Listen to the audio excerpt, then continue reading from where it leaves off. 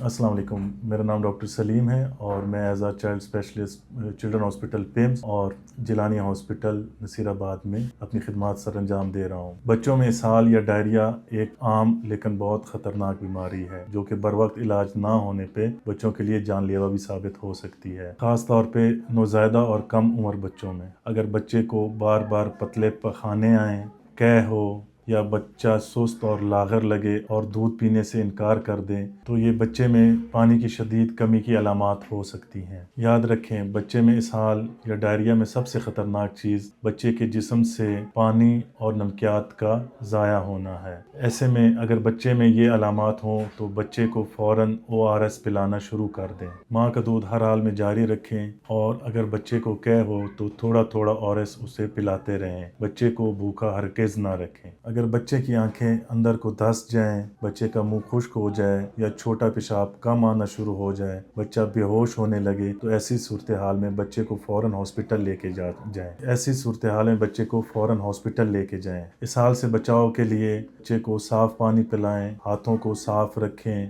और बच्चों में वैक्सीनेशन बहुत ज़रूरी है, ख़ास तौर पे रोटा वायरस वैक्सीनेशन। याद रखें, ORS और बर वक्त इलाज इस हाल से आपके बच्चों की ज़िंदगी बचा सकती है। अपने बच्चों की हिफाजत करें और ज़रा सी तवज्जो बड़ी ज़िंदगी बचा सकती है। शुक्रिया।